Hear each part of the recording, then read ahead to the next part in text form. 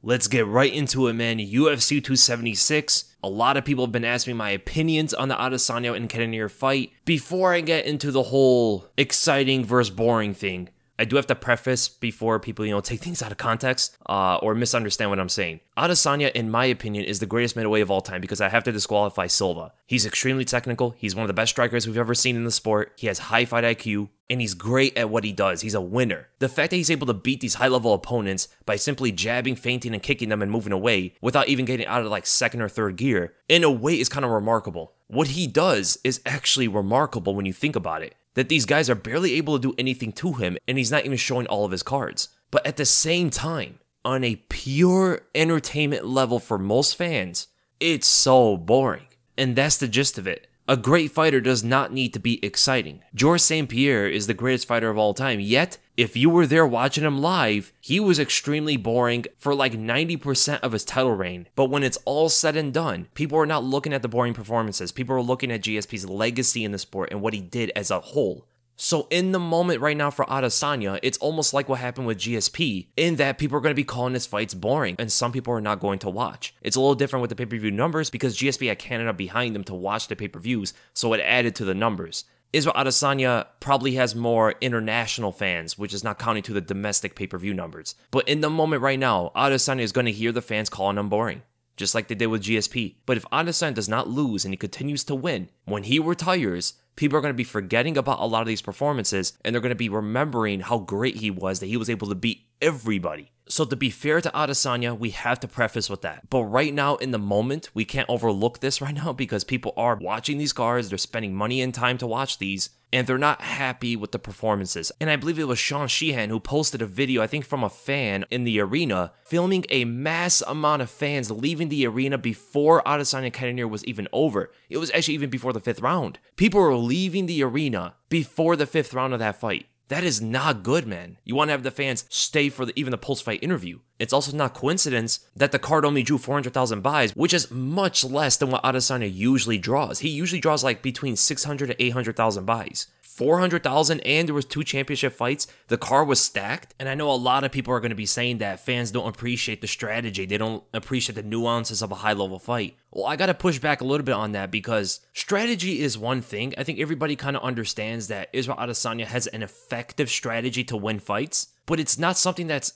entirely complex or something. It's very tiring, even for some of the more hardcore fans, to watch Adesanya jab, kick, feint, and move away for 5 rounds. Do the same thing, rinse and repeat for 5 rounds, and nothing new happens. It becomes lackluster for any fan. And I see a lot of people drawing comparisons, trying to justify Adesanya's performances by comparing his reign to Anderson Silva, Floyd Mayweather, and Alexander Volkanovski. Well, I could kind of understand the Floyd and Volkanovski comparisons. I could see where they're trying to draw there, but the Anderson comparison makes no sense at all. Anderson was one of the most exciting champions of all time. He was a champion for 15 total fights, and only 3 of them were boring. And in fact, the Damian Maia fight, which is always brought up, was more entertaining than a lot of Adesanya's performances for the simple fact that the guy was clowning around a lot. Adesanya is serious in these fights. So 3 out of 15 fights for Anderson were boring. I can argue every single one of Adesanya's performances were boring on a pure entertainment level, not about strategy and technique and all that. Just to watch the fight and have some kind of entertainment, you can argue all of Adesanya's title defenses and the Jan Blachowicz fight were all somewhat boring to most fans. I'm not speaking for myself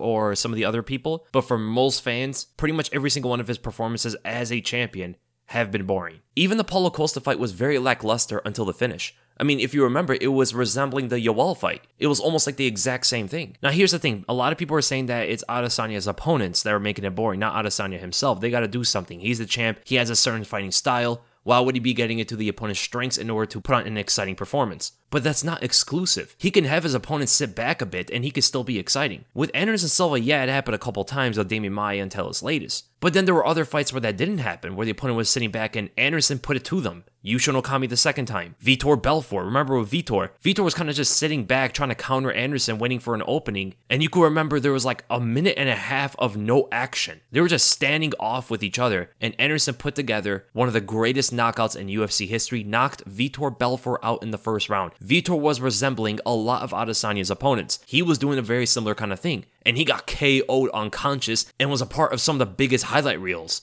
That doesn't really happen with Adesanya. These guys are kind of just sitting back a bit, but he's not doing anything in order to get that impressive big finish that he's actually been telling the fans he's going to deliver on. He's been telling fans that he's going to put on a highlight reel, but when he's fighting as if he's carrying a lot more for the belt than actually put on the highlight reel. In the press conferences, he's saying he doesn't care about the belt. He wants to put on highlight reels. He's doing the opposite, though. Now, the Floyd comparison, a lot of people say that Floyd Mayweather was a boring fighter, but I would argue not as boring as Adesanya. His defense alone was a sight to behold. He didn't use his reach and his attributes as a way to win the fight. He would put himself in the middle of chaos, in the pocket with power punchers, defend all of their shots, counter them, and get out unscathed. It was very different than jabbing from a distance and the guy just can't get in on you. And so you just keep reach on them the whole fight. That is not as entertaining to watch. Now, the Volkanovski comparison is the fact that they both have the same finishes in their entire UFC career. As champions, though, after they won the belt, there is always a switch in mentality. And Volkanovski, even though he's not finishing opponents, he's making his performances very exciting to watch because they're extremely dominant and he's hurting these guys. He's going out there and putting it to them. He's very aggressive. He puts these together very well. The Volkanovski and Adesanya differences is an important thing to look at in terms of what is more purely entertaining than the other. They both have similar finishes, both have similar decisions, but the way they're fighting is so different. The way Volkanovski fights is fun to watch. The way Adesanya fights is not that fun to watch unless you're really deep into the technical nuances of a fight. So at the end of the day, Israel Adesanya is an amazing fighter, but yet he is one of the most boring champions in the sport. Now, talking about that co-main event, Alexander Volkanovski is just looking unstoppable at the moment. He's not number 1 pound for pound, but he is number 2, and he's just an amazing champion to watch. He's a guy that's fun to watch. Even though he doesn't have many finishes, he dominates his opponents in a way that's exciting. To see him make those adjustments from the second fight to the third fight was amazing to watch. The fact that he didn't need to use takedowns to beat Max Holloway. The fact that he just struck with him and beat him. Outboxed him for the most part. Out-strategized him. Showed to be the much more intelligent fighter in there. And in my opinion, Alexander Volkanovski is looking to be the best fighter in the entire world. It's hard for me to see anybody beat this guy at his own division. The only way he's going to lose is if he goes up to 155 or if someone like Yair or Arnold Allen, Josh Emmett shows something special that we have never seen before. And Max Holloway's put into that position that, Whitaker's in, Colby Covington's in, but he's even deeper. He lost to the champ 3 times. Due to that, he will probably never fight Volkanovski in his entire life ever again. As long as Volkanovski is the champion, Max will never get a title shot. And the fact that it looks like Volk is not going to lose anytime soon, Max is probably going to have to go up to 155. That would probably be his best option if he still has that goal to chase to become a champion. Now, what I will say is, though, if he goes to 155, he's going to lose a bunch of fights early on. They're not going to throw him easy fights. They're going to throw him some killers right away. Top 15 pound for pound, number 1 in the featherweight division, has a legendary career. For sure, they're going to throw him the big fights right away, and I don't think he has enough time to get used to the weight. If they throw him like Michael Chandler right in the beginning, the power is just going to be way too much. We saw that even with Dustin, and Dustin's not the most powerful guy. He's powerful in general, like moderately powerful. But if he gets thrown someone like Michael Chandler, it might be the first time we see Max get knocked out. Same way it was the first time Tony Ferguson got knocked out. But Max is just a smaller guy, right? He's not going to stop the takedowns at all. He's going to get muscle through, even though he's much more technical than someone like Chandler. The size difference would be vast if we were to see it live. Or if he were to fight Islam Makhachev, like Makhachev would just absolutely put him through a wrestling clinic. Dustin would probably do him the same as he did last time. Charles Oliveira would eventually take him to the ground and submit him. Dariush might do the same thing. Justin Gaethje might prove to be too powerful and he would destroy him in exchanges and brutalize his leg. So Max is in a very awkward position because if he wants to be the gatekeeper to the title at 145, he may not lose any fights, but he'll never get to the title. If he jumps up to 155, because he is who he is, he's not going to get those easier fights to build himself up at 155 unless he wants that, unless he chooses to do that. And I don't think he would ever. For an example, look at Dustin Poirier. So Dustin went from the number 5 in the featherweight division, and he fought his way up at 155. He did not fight like number 5 or number 7 when he jumped up in weight classes. And that helped him immensely. His first fight was against Carlos Diego Ferreira before Carlos was even in the top 15. Then he fought Yancy Medeiros, then he fought Joseph Duffy, then he fought Bobby Green. None of these guys were ranked. The first time he fought an actual contender at 155 was Michael Johnson. He got knocked out. It just showed he wasn't ready for that step up at a higher weight class. And then after barely beating Jim Miller, He had another opportunity to fight the top of the weight class, and that's when he started to do well. It took him over 2 years to be able to fight the best at 155 comfortably. If they threw Dustin Poirier immediately after he lost to Conor McGregor, at the top guys at the time, he probably would not be what he is today. And Max would probably not be able to get that treatment. He's just way too successful at 145. And that is why even if Max jumps up,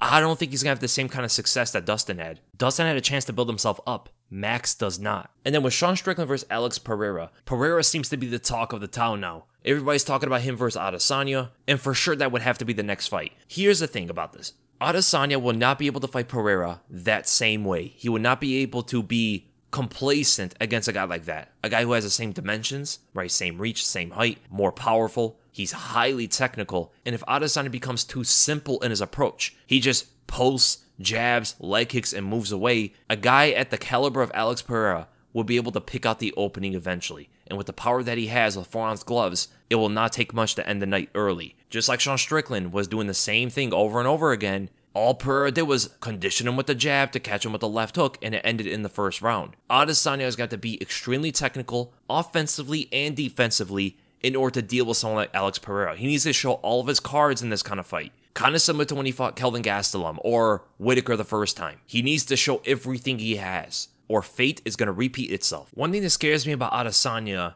is that whenever he looks to counter the opponent, which is actually something he's adopted in MMA, he's become much more of a counter puncher. He was not the same when he was a kickboxer. He tends to like to counter in close range using his hands. You saw this in the Robert Whitaker fight. You saw this in the Paulo Costa fight. You saw this somewhat against Kelvin Gastelum. Besides that right hand is Kelvin tripped. With his kicks is a different story. He's actually one of the few fighters that can move backwards and counter you with his head kicks.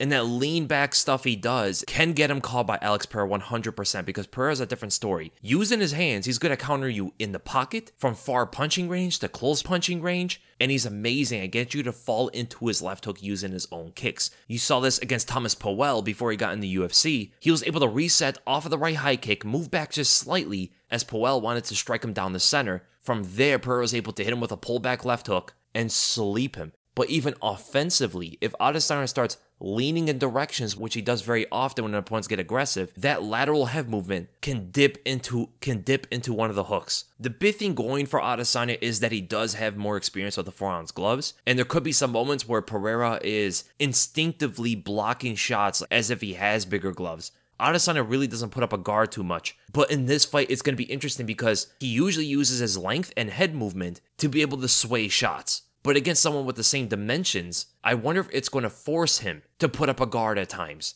And how is that going to play out? Because Pereira responded to Adesanya's claim in a very interesting way. Adesanya said that we have 4-ounce gloves this time. I was rocking him all over the place when we fought each other before. Imagine what I'm going to do with him with 4-ounce gloves. Because Adesanya was hitting him early in that second fight. And if they had 4-ounce gloves at that time, he probably would have knocked Pereira out. But what Pereira said was, I was able to put this guy on a stretcher with bigger gloves. Imagine if I hit him this time with 4-ounce gloves. So he's looking more into the future of, I'm a different guy. I'm much better than I ever was before. With my kind of power and the shot placements that I have, with my technical ability, what if I hit you now? Forget what happened in the past. That was the past. What happens now if I were to hit you with these 4-ounce gloves? I just need one.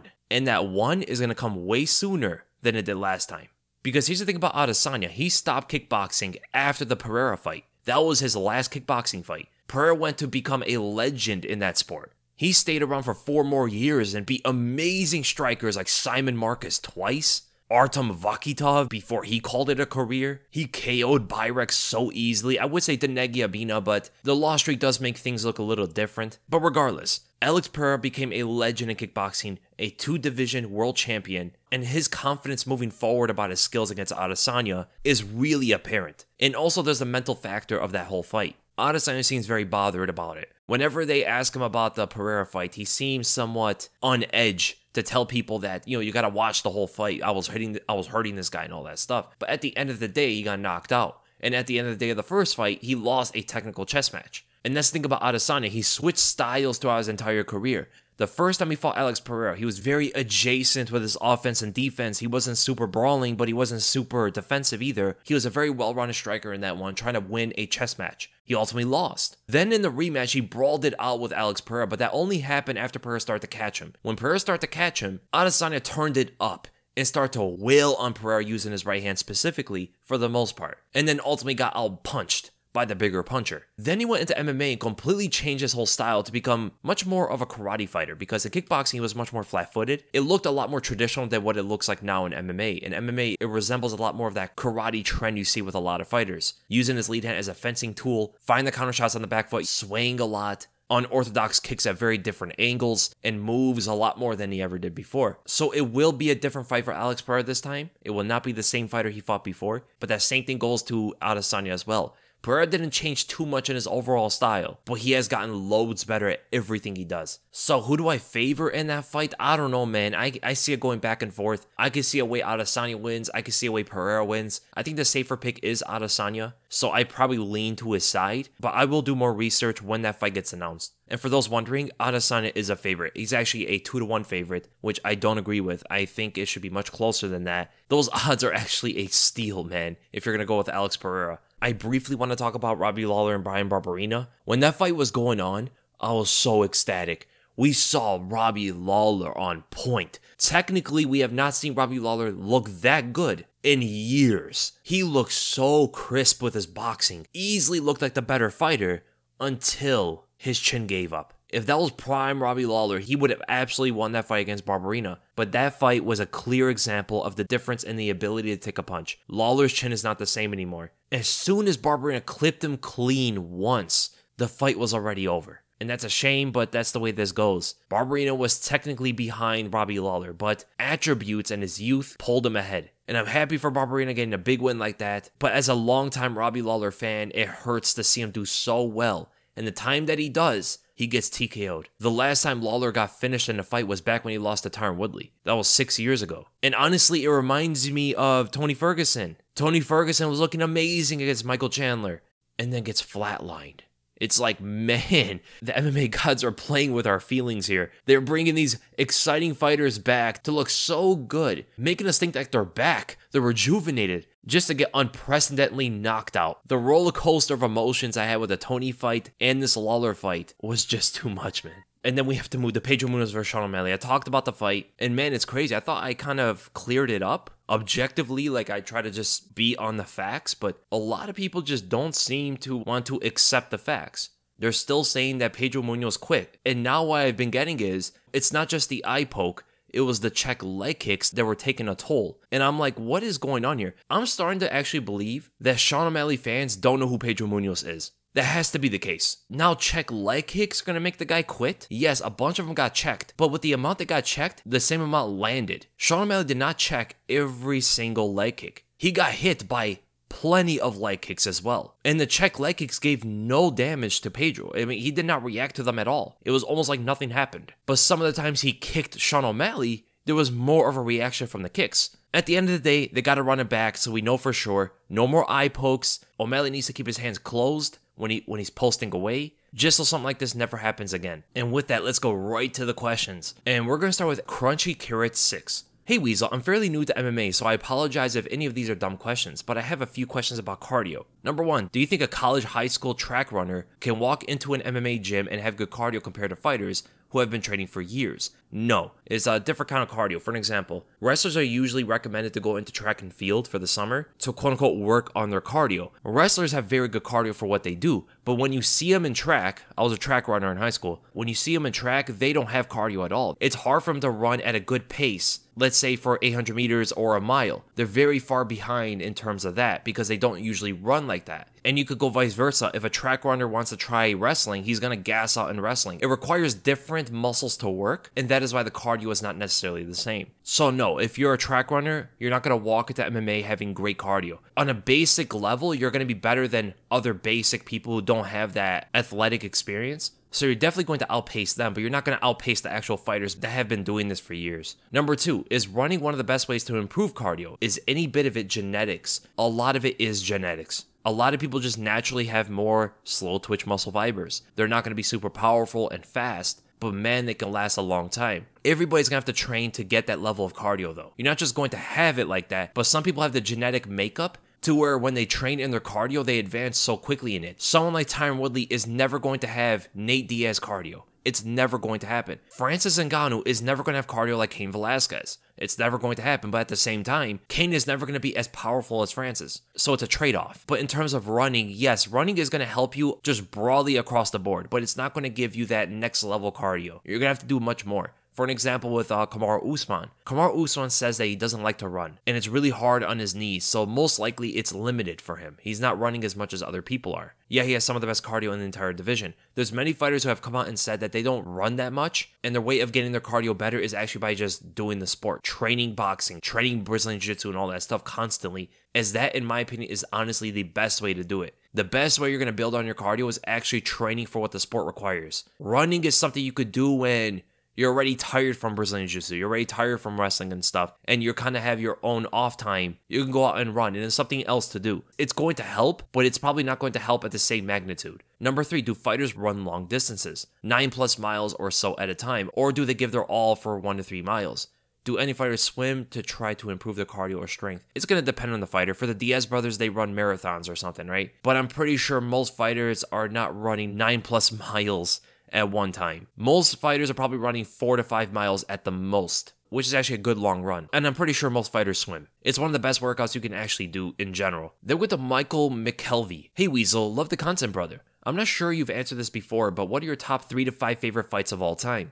Or the ones you always find yourself coming back to? It's pretty funny because when I think of my favorite fight, I don't always think of the fights I always watch. For an example, I think the fight I've rewatched the most was Charles Oliveira versus Michael Chandler, but I don't think of it as like my favorite fight. When I think of my favorite fight, I think of like Jose Aldo versus Chad Mendes 2, I think of Robbie Lawler versus Rory McDonald 2, I think of Conor McGregor versus Nate Diaz 2, but maybe I'm kind of convincing myself that that's what most people think are their favorite fights. So the fights I've rewatched the most, I always go back to, are the Oliveira-Michael Chandler fight. Back in the day, I rewatched a bunch of Joanna versus Jessica Penne for some odd reason. That's some sadistic stuff. And man, I actually did watch a ton of Davison Figueiredo versus Joseph Benavidez too. Is something wrong with me? Why do I watch these one-sided beatings like that? I did watch Jose Aldo versus Chad Mendes too a lot, so that might have been my favorite fight ever. I love watching Dan Henderson versus Fedor. That fight was a roller coaster of emotions. Dan Henderson's doing well early. Fedor starts catching him, he drops him. You think Fedor's back after the loss streak, and then gets flatlined in the most awkward position I've ever seen. But I guess those are some of the fights I've rewatched the most. And then we go to Bradley Hartley. Who do you think wins these matchups? Chandler versus Islam/Arman.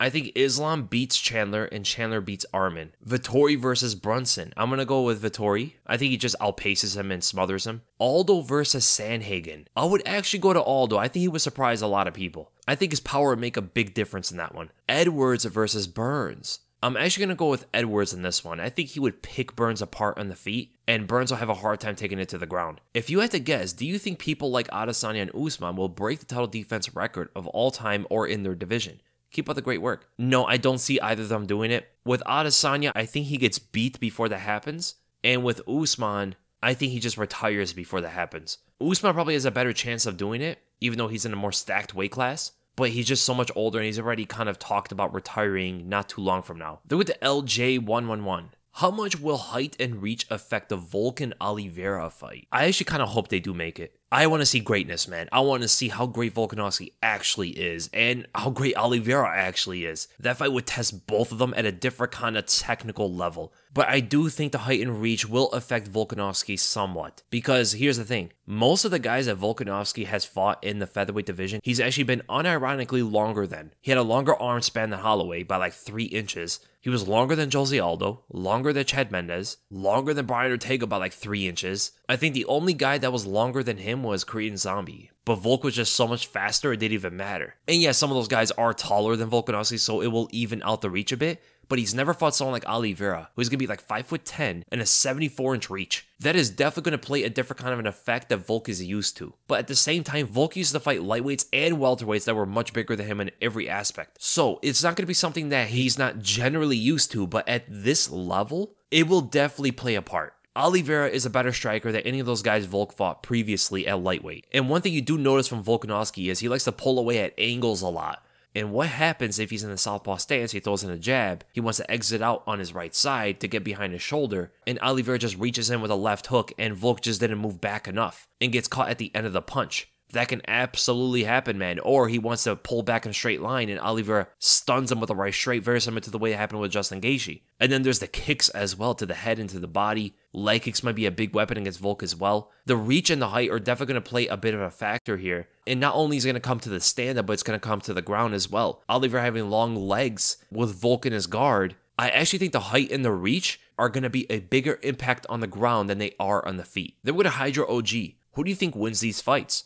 Prime Woodley versus Khabib. I'm going to go with Khabib. Hamza versus Vettori. I'm going to go with Hamza. DJ versus Figgy. I'm going to go with Figgy. Leon Edwards versus Darren Till. Definitely Leon. And then Izzy versus Yuri. I'm going to go with Yuri. And then we go to Yusuf Cisse. Number 1, have you ever had a dream of fighting a pro fighter in the octagon from the UFC, Bellator, 1FC, etc.? Yes, I actually have. I used to have big aspirations to chase a career in the sport. I was working so much to be a fighter, but I think those aspirations are done. I don't think I ever talked about this before. I used to talk a lot about wanting to fight, wanting to go pro, wanting to, eventually get into the big leagues and stuff. And I believe I had what it took. I've been told this from my training partners as well. I've been told by my coaches. They've edged me on to take fights and stuff. But I've decided along the way, after sparring so much, after seeing the way fighters come out of fights, after seeing the amount of brain damage that fighters take, and then seeing professional fighters call a career early so they could pursue other goals that don't involve them getting punched in the head, with like Zabit recently being a big one, it has kind of influenced me. Like, man, I don't need to do that. I'm pretty sure forever I'm always going to have that thought. I'm always going to think about, like, what if I actually pursued it like that? What if I put a halt to everything? I solely focus on becoming an MMA fighter, going to the big leagues, winning belts, fighting in front of my hometown and then my home country and representing a bunch of people. When I think about it, it's a lot of pride on the line for myself. And that can kind of cloud my judgment on the amount of damage I could potentially take long term in the sport. Because I know the way I spar. I know the way that I perform. And it could be extremely risky, especially if I start to get older. Because if I'm going to be extremely honest with myself, a lot of the stuff I get by with is due to my speed. And if that goes away, I could possibly get hurt. Many times I make mistakes defensively. I come into exchanges, but I'm able to pull out and land shots because of my sheer speed. And if that just goes away entirely, I don't know if I'm going to be able to accomplish my goals. And over the time, I've thought about it, and it is a hard thing to think about. But I will not be opposed to taking a fight, or maybe doing like one of these YouTube fights, or, fight some other guy or whatever. I am up for that 100%, but to pursue a long-term MMA career, unless I could do it quickly, if I can get a couple fights in there and get into the bigger organizations quick, then it would change my mind on it. But if I have to go through like 15 professional fights in order to get there, and it takes me like 5 years before I actually get into one of these big organizations, that's what kind of turns me off, to be honest. And a big moment where it made me really think about if I wanted to pursue a career in MMA is after I got sick. I had an issue with my stomach and I couldn't train. And it was kind of hard for myself because I'm very used to being in shape. So I had to live a different kind of lifestyle. I started to think about, man, what if I got injured in the middle of my career? Like, what if I got sick or something again and I couldn't train for a long time? And just the way my mind works, I'm always thinking about different things to do. I get 100 ideas in my brain at one time. So if I get injured and I can't train and fight, I'm for sure going to be looking at something else to do. And that's why I brought up the whole Zabit situation, because it's very similar with myself as well. If I get sick or if I'm injured, I'm for sure going to find other things to do, and I might just chase that instead. So I don't want to waste my time all those years building on my career for pretty much nothing. And yeah, man, it's a hard thing to really think about, to come into terms with something like that, because I've been in martial arts since I was a little kid. My dad put me in Taekwondo. I was like, 5 years old or whatever? He put me into martial arts right away to keep me out of trouble. Not that I was going to be a troubled kid. I'll just say that I wasn't raised in the best neighborhood. There's a lot of things going on. And I am the second oldest of my siblings. My older sibling got into a bunch of things that they should not have gotten into.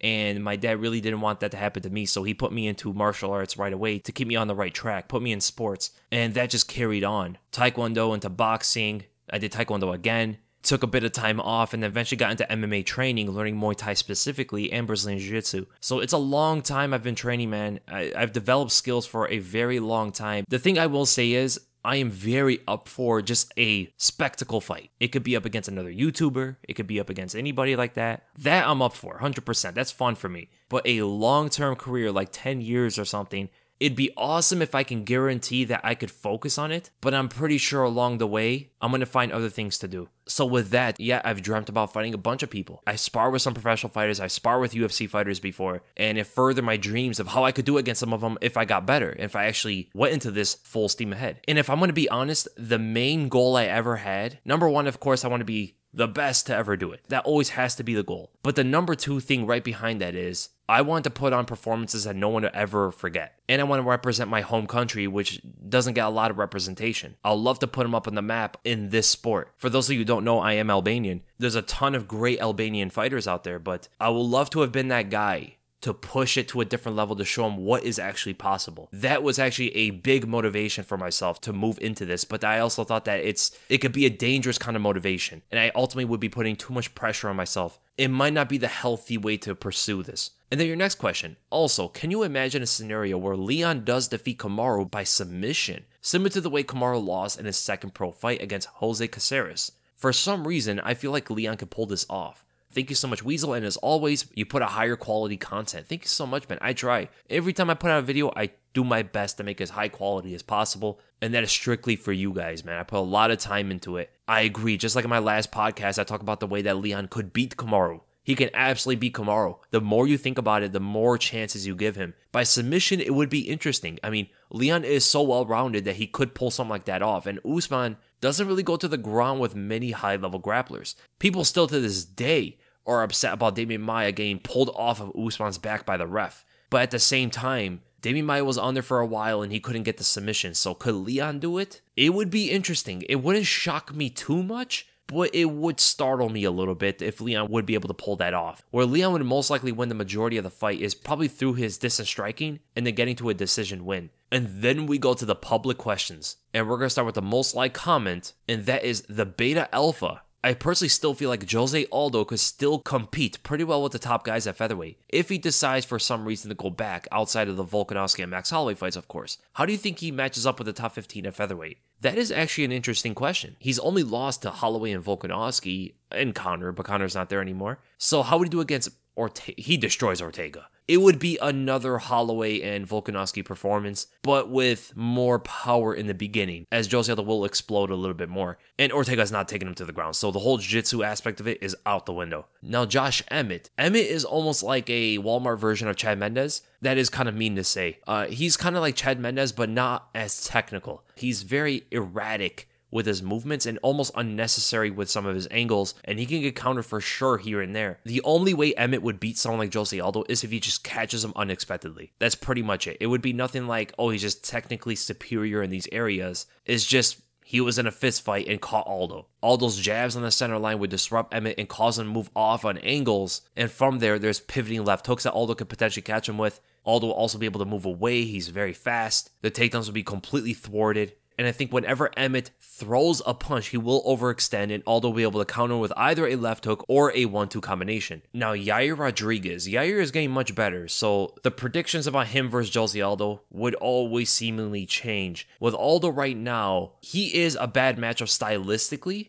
but due to the size, due to the toughness, the chin, and the unpredictable shots that Yair will throw at any given moment, it leaves you to not be super confident that Aldo would win. Because later in the fight, by the 4th and 5th rounds, due to the pace that Yair puts on his opponents, Aldo would have to respond at every given moment, which would ultimately gas him out the further it goes. And by the 4th and 5th rounds, if Aldo becomes flat-footed and not be able to get away from Yair's high-amplitude shots, it could look very ugly. But I would say, out of 10 fights, Aldo would probably win the majority of them. Kelvin Kattar. I would go with Aldo. The last couple rounds would be pretty dicey, but stylistically, Aldo would look pretty good. Again, the size of Kattar would be the main issue for Aldo. I think Aldo also beats Arnold Allen. I think he definitely beats Korean Zombie. I think he beats Shikadze. He beats Bryce Mitchell. I think he would beat Mavsar, but that pace would be something crazy for Aldo to deal with. But I would go with Aldo. I think he would be able to shut down the takedowns and completely outstrike him. I think he beats Ige. He beats Yusuf. Barboza is a very tough one. Unless Aldo wrestles, Aldo would have to pressure Barboza. He would have to put the pace on him and wrestle if he wants the best chance to win. If he stays in the center of the cage and goes back and forth with Barboza, he could lose that. He beat Shane Burgos, and right now, I think he would beat Ilia Topuria. And then with a JD. Okay, I already talked about the Adesanya and Pereira rematch, but what are the chances Oliveira vs Volkanovski happens, and how do you see that fight playing out? Thanks, man. I say it's like a 30% chance of happening. I think there's other fights that the UFC wants to pursue before a Volkanovski fight over there, as Oliveira has not cleaned out his division and Volkanovski is not a big star, so there isn't too much to gain doing this until both guys are dominant champions. For an example, if Usman wanted to go up to middleweight, I'm pretty sure outside of Pereira, which is a big money fight, Usman versus Adesanya would be made, given that they're both dominant champions and bigger names. But with Oliveira versus Volkanovski, how would that go down? I do think Oliveira would win, but I would not put it over that Volkanovski defeats him. Volkanovski actually has one of the better chances in that 155-pound division to beat Oliveira, given the fact that he's more technical than almost anybody there. Pretty much anybody there. Against Oliveira specifically, he's a better boxer, he has better footwork, but he doesn't necessarily kick better, he doesn't grapple better, he doesn't want to take this to the ground. So does he get left boxing with Oliveira, while Oliveira does everything, kick him to the legs, box with him, try to take him to the ground, brawl it out, snipe him from a distance? Volkanovski is left with a very limited pathway to beat Oliveira. So through boxing alone, blitzing in and out of that long range, or getting in and sticking in close range, which is actually something we don't see Volkanovski do that often. He may have to do that against Oliveira. Is that enough? Would that be enough for him? Because if he gets in too close, Oliveira could potentially clinch him up, land knees and elbows and stuff, disengage and throw shots, or try to get him into a standing guillotine. Even in the clinch, Volkanovski is in danger. So now thinking about it, Oliveira would definitely win this fight. It leaves Volkanovski with limited ways to approach this. And even in the boxing exchanges, if he's not careful, he can get caught at the end of the punch and get dropped. Oliveira has a different level of power than what he's used to fighting. Most of the guys at featherweight do not punch like Oliveira, especially the guys that Volk has fought. Who's the most powerful guy Volk fought? Maybe Korean Zombie? And he's not punching like Oliveira at 155. So even technically, Volkanovski is ahead when it comes to the boxing. It still doesn't get him out of the clear, let alone all of Oliveira's other attacks and the advantages that he has. Due to the size, how is Volkanovski going to fight off the body lock trips, or the slams, or the double leg takedowns? How is he going to pull out of the clinches? How is he going to deal with the teeps, the front kicks to the face, the leg kicks? When you start to really think about it, all of Oliveira's attacks forces Volkanovski in a specific zone, in a specific position in the cage. He cannot be too close, or he gets clinched up. He cannot stay at far range, or he gets kicked repeatedly. Even in some spots in mid-range, he can get blast double-legged on. So there's a specific distance that Volk is going to have to stay to be out of danger. And I don't know if blitzing it with 1-2 combos and pulling out is enough to beat Oliveira.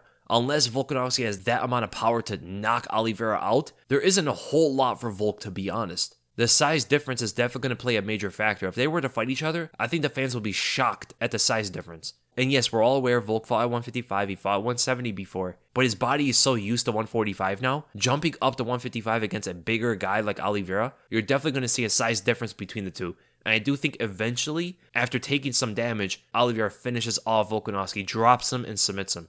And then with a DG, how would Oliveira do against the old champions of his division in their primes? Oliveira versus prime RDA. I think that RDA wins. His boxing is so safe, it's going to be hard for him to get caught by Oliveira. He rarely overextends and he pulls his own punches back so quickly, any potential counter shot from Oliveira can eventually expose him to follow-up shots from RDA. He's good kick for kick. He's going to be able to check a bunch of them, block a bunch of them, land some of them. I think he's very even when it comes to the distance kicking between the two. And Oliveira likes to march forward, which is automatically going to put him into a closer proximity to RDA. And if RDA decides to take this to the ground, he's not going to be in as much danger as some of Oliveira's previous opponents, due to how high level RDA is on the ground. And he's much better on top than he is from the bottom. So he would be able to shut down, I think, a lot of what Oliveira presents and kind of make it a standstill. I can see potentially due to the opposite stances, RDA is going to have a little bit of a speed advantage. He's going to be able to dart in with the left straight and pull out before Oliveira is able to catch him. But now the more I think about it, I don't think RDA does anything that necessarily hurts Oliveira, but Oliveira is always going to be dangerous for RDA, and I think RDA would play a little bit safer than some of his other fights when he was in his prime. He won't be able to pressure Oliveira, and that's going to take away a lot of his offensive weapons. So yeah, actually, I don't know now. I'm starting to lean to Oliveira due to that. The pressure factor is going to be huge. It's actually super important. You know what? I'm going to lean Oliveira, but it will absolutely be a very close fight.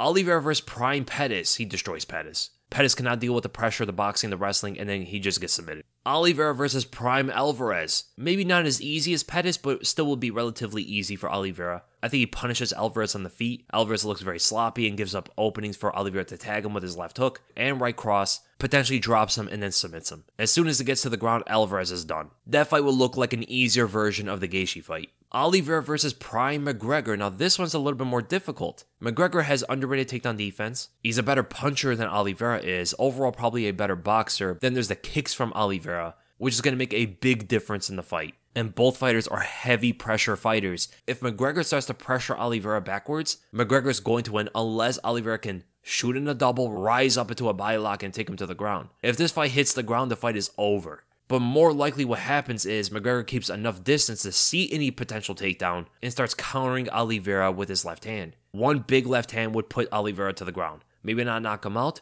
but it would probably drop him. Now, if Oliveira pressures McGregor backwards, I think the takedowns will come pretty easy for Oliveira. I think he will be able to show a strength difference, and he's a bit bigger than McGregor. So the important question is, who would push who backwards?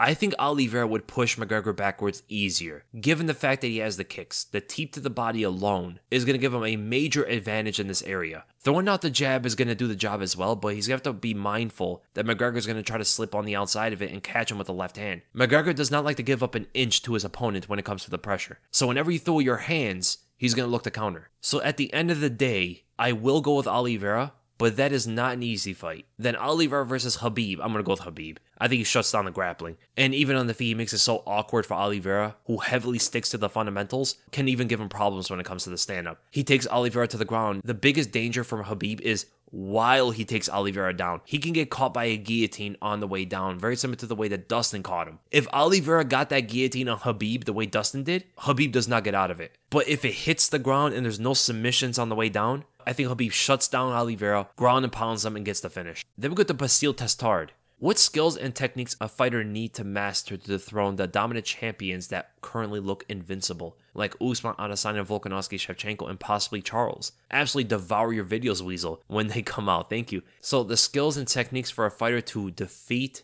the dominant champions that look invincible, like Usman, Adesanya, Volkanovski, Shevchenko, and Charles, it's going to depend on different fighters. Like on a general basis, where you're pretty much going to want is for Usman, dangerous level of Brazilian Jiu-Jitsu, good understanding of fundamental boxing, so he could defend a bunch of Usman's punches, as well as counter him when he overextends or drops his hands, which he does very often. And offensively, of course, you're going to want everything, but specifically what's going to be really good against Usman is have a good ability to get inside using your boxing and exit off angles.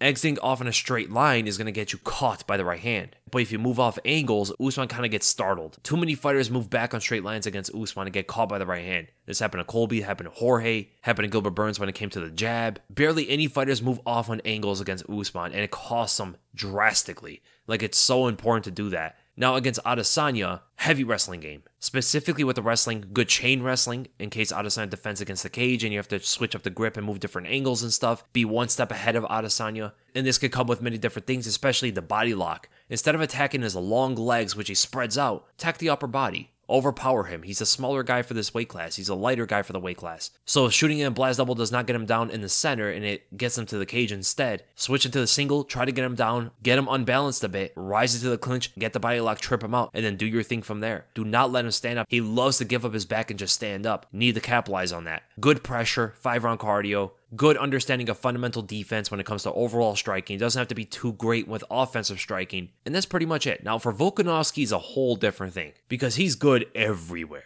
And I don't know if on a technical basis right now you could find a fighter that could beat him. So for Volkanovski, you're going to need quick counter shots, specifically with uppercuts. You're going to need a longer fighter with a good jab, at least longer than he is. This can keep him in check when it comes to moving down the center line, which he actually attacks a lot on. He doesn't attack as much on angles. He actually attacks very much on the center. So if he had a good, long, stiff jab with a good amount of speed to everything you do, that's going to keep Volkanovski on check. But when fighters do this to him, he likes to attack with leg kicks. So a fighter who has good understanding of checking leg kicks, lifting above and stuff like that is actually going to eliminate a lot of Volkanovski's options from a distance. It's going to cause him to get in a little bit closer with different methods. And that's going to come with takedowns.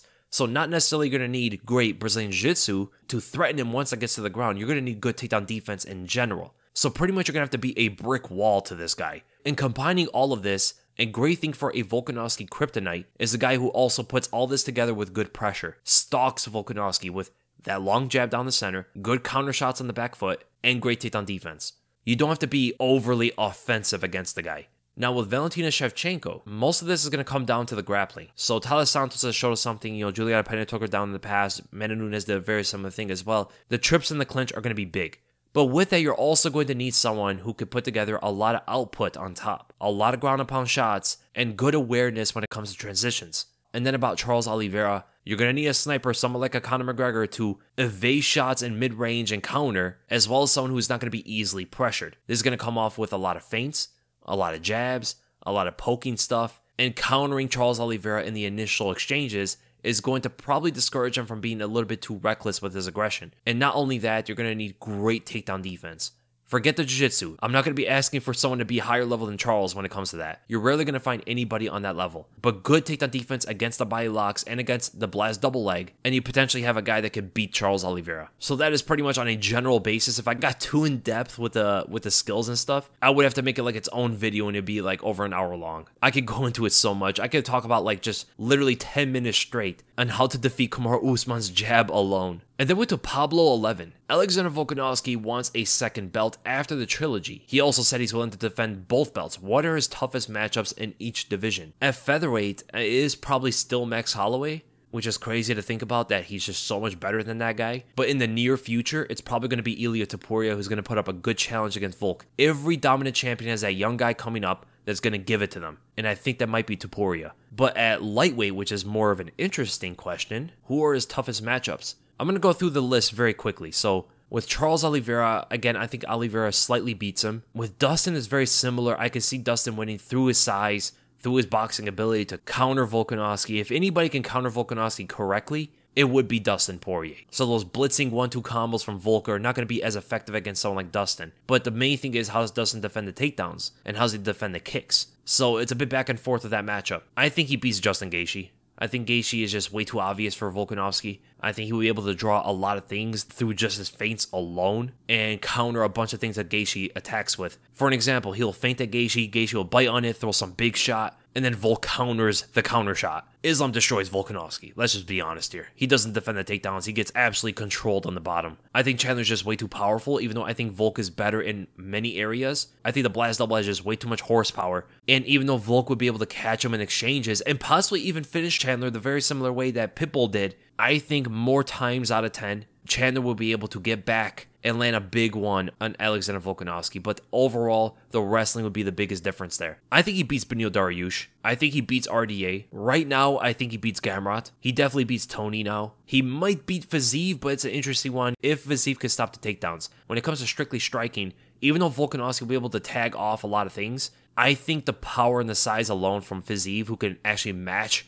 Volkanovski's speed, is going to be way too dangerous. I think eventually Volkanovski might get dropped. I think Arman wrestles Volkanovski. Arman's pretty defensively sound when it comes to striking, so it is a very close fight, but I think the wrestling from Arman is going to make the big difference. I think Volkanovski beats Conor, he beats Dan Hooker, he beats Jalen Turner, and he loses Demir due to the massive size difference and the wrestling. I mean, Demir is so much bigger than him. He's a giant lightweight. That is just not a fair fight.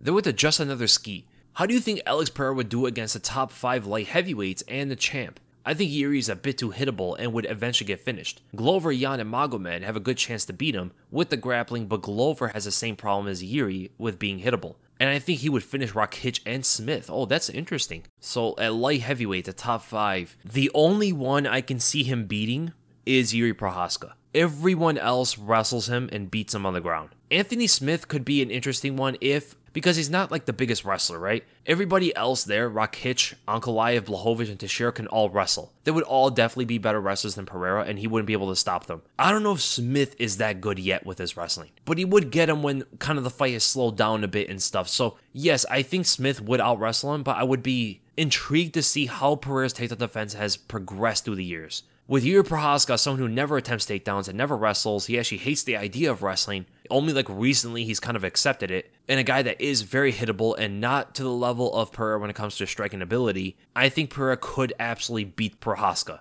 But everybody else he loses to, which is actually very similar to the middleweight division. He can beat Israel Adesanya, but he loses to like everybody else. How can a guy like this exist? How could there be a contender where he would lose to the whole top 5, but he would beat the champ in 2 different divisions? That's kind of crazy to think about. And that is the end of the episode, guys. I hope you guys enjoyed the podcast, and if you did, make sure to give this a thumbs up, make sure to subscribe to our YouTube channel, and I'll see you guys in the next video.